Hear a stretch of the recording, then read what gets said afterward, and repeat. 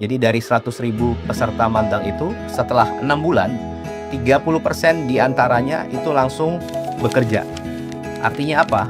Nah, program ini juga merupakan jembatan nyata bagi mahasiswa yang baru lulus kuliah untuk dapat langsung bekerja dan langsung dapat memperoleh penghasilan. Mas Rizky salah satu peserta magang yang sudah bekerja juga, dan tadi datang ke saya menceritakan bahwa saya adalah salah satu peserta magang dari penyangga Foundation. Kemudian sudah diterima bekerja. Dan memang orang dia sukses, ya kan?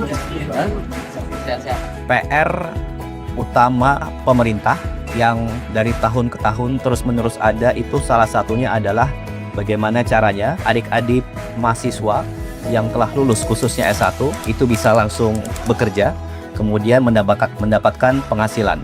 Nah, untuk itu Bapak Presiden Prabowo melalui Pak Menaker beserta tim membentuk namanya Program Magang Nasional.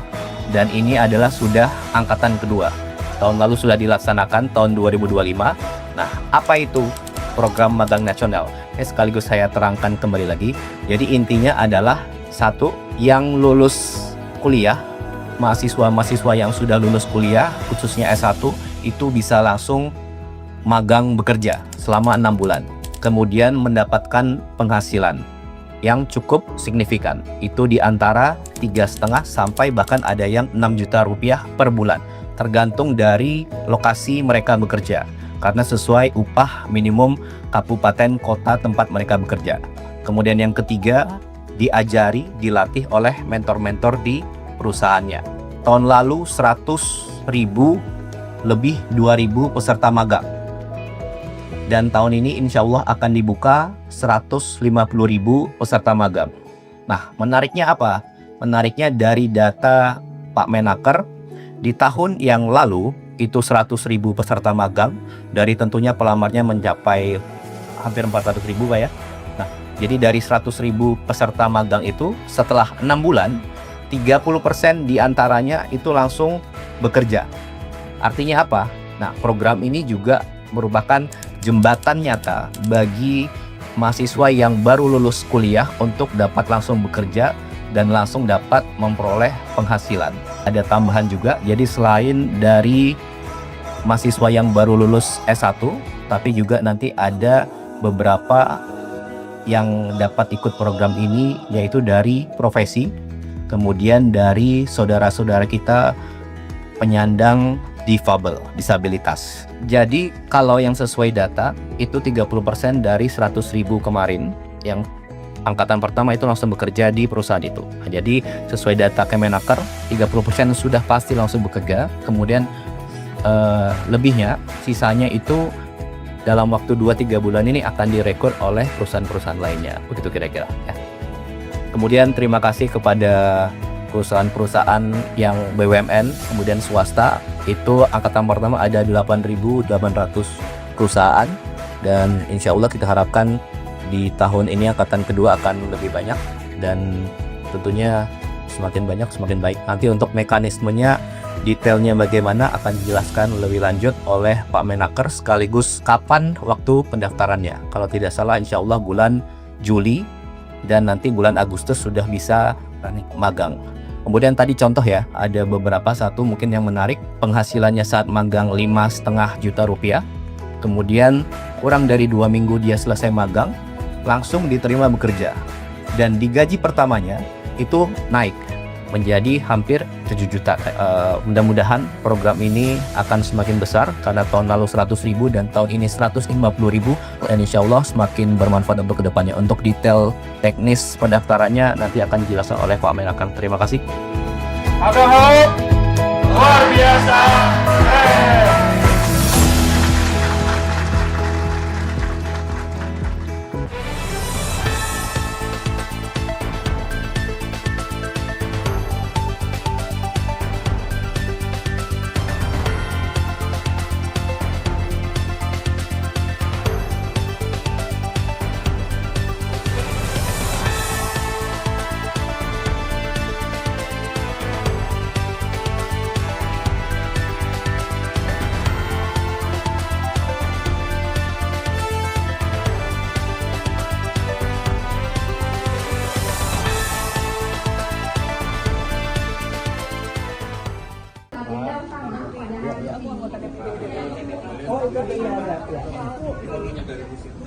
Oh jadi dong. Kemarin soalnya Dubes Rusia bilang belum dispesifikasikan, belum di Indonesia Pak, soal bambu segala macam. Oh itu B2B nanti ya? B2B. Ya nanti ya. Nanti itu urusannya nanti urusan teknis itu. Tapi prinsipnya ya Diko. Soal harga gas industri Pak, kemarin kan para buruh bilang harganya naik, itu gimana Pak kalau dari SDM? Kalau HGBT nggak naik, tapi kalau memang harganya dari LNG pasti naik. Tapi memang kita lagi menghitung sekarang adalah kapasitas daripada HGBT itu kan di Jawa Barat itu ada beberapa penurunan daripada sumur-sumur. Saya sudah temui juga asosiasi, saya sudah temui juga buruh. Sekarang lagi saya mencari formulasi untuk bagaimana bisa memberikan harga terjangkau, tapi juga tidak bisa terlalu dengan harga yang mereka inginkan. Sekarang lagi kita mencari formulasi ya. Oke. Berarti kalau minyak mentah yang Rusia itu Pertamina nanti Pak? Dibeli oleh negara, itu G2G ya. Dibeli oleh negara ya. Oke.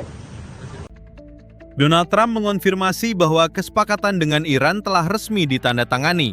Pernyataan "it's signed" disampaikan di tengah sorotan dunia terhadap upaya mengakhiri ketegangan antara kedua negara. Kesepakatan ini disebut menjadi langkah penting menuju stabilitas kawasan Timur Tengah dan berpotensi memengaruhi pasar energi global. Meski rincian lengkapnya belum dipublikasikan, pengumuman tersebut langsung menarik perhatian komunitas internasional dan pelaku pasar di seluruh dunia. Tim redaksi Flash Media melaporkan. You signed the deal?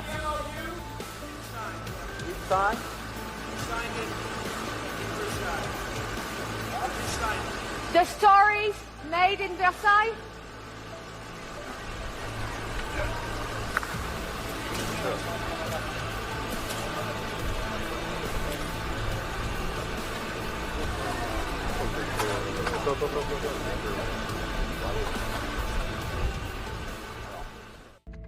Donald Trump resmi menandatangani kesepakatan dengan Iran untuk mengakhiri konflik yang telah berlangsung selama berbulan-bulan. Penandatanganan dilakukan dalam jamuan makan malam bersama Presiden Prancis Emmanuel Macron di Istana Versailles. Kesepakatan ini menjadi langkah awal menuju negosiasi lebih lanjut terkait program nuklir Iran dan pembukaan kembali Selat Hormuz. Peristiwa tersebut langsung menjadi sorotan dunia karena dinilai berpotensi mengubah peta geopolitik dan pasar energi global. Tim redaksi Flash Media melaporkan. Bonjour. You've been clear, President Trump, the United States is not going to directly pay Iran, but the U.S. is going to let the Iranians start making billions of dollars, selling oil, accessing this reconstruction fund. Only if they're doing things right. Only if, Peter, only if, we're not doing anything. We're not putting up money. Only if they're doing things right. If they're doing things right, if people want to invest, they can invest. But they had this $300 million fund. It's only $300 billion fund. It's only if they're doing things right. Remember this also. When you talk about billions of dollars, they've had much more than $1 trillion worth of damage done. They got a long way. There'll be 15 to 20 years to rebuild what they have right now. So they have to behave themselves. If they're not behaving, they get hit again. You know, they'll be hit again because we can do it very easily. It's going to take a long way for them to build back their anti-aircraft stuff.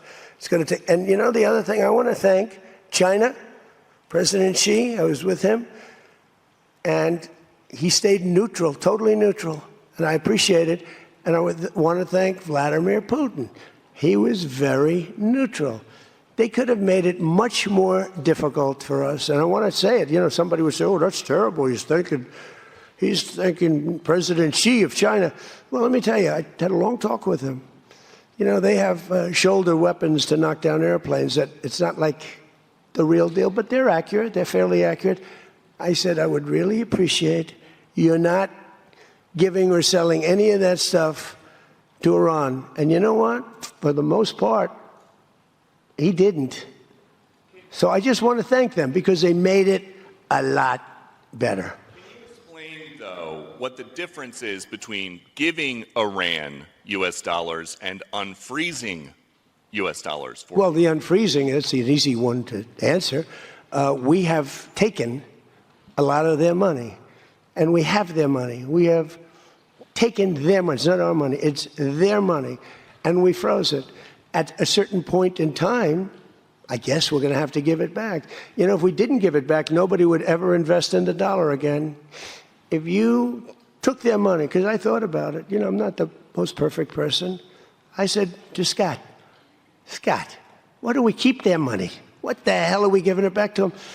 But, you know, people from lots of nations, some nations we don't agree with, they have their money. The dollar's become very strong under me.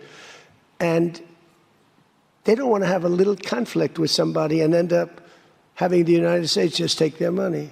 So if you do that, you really don't have a system. What should we expect from the second stage of the negotiation from this memorandum? I don't know. It's a 60-day period or so. I think it's going to happen fairly on time. We've been both involved. I think they're going to want to get it done. Iran wants to get it done. They have to get back to business. And the relationship is now normalized. So I think it's going to go pretty quickly, Steve.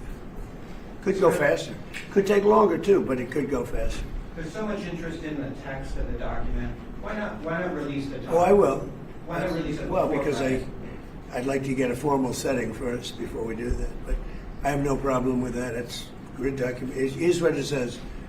Iran will never have a nuclear weapon. That's what it says. It won't have one. To buy, to develop, they will not have a nuclear weapon. And I would say that's about 99.9% of what I wanted, because we couldn't let that happen. You couldn't let that happen. And they won't have a nuclear weapon. Now, in addition to that, the Strait is going to be open toll-free. And it's toll-free beyond the 60 days. It's not, somebody said, oh, it's toll-free for, no. It's toll-free, period. When it opens permanently, it'll be toll-free. I want to congratulate our Navy because the naval blockade was unbelievable. But I'll not only release it, I'll probably have a press conference and read it to you word by word so that the press covers it accurately. Because it's a very important document, and unlike Obama, who could have destroyed the Middle East with a horrible JCPOA, it is the worst agreement. That was a road to a nuclear weapon. Mine is a wall against a nuclear weapon. I mean, I see these people say, but we already had one. That was the worst. He paid a fortune for it. We paid nothing. We don't pay. There was some statement, we're going to spend $300 million. No, we're not. We're allowed to go and invest if we wanted to someday in the future. We have no obligation whatsoever. It could be that Iran will turn out to be successful when they have oil. But if we left a week ago, just left, before the last two attacks, it would have taken them 20 years to rebuild Iran. So, but I'll go over the document with the media in a couple of days.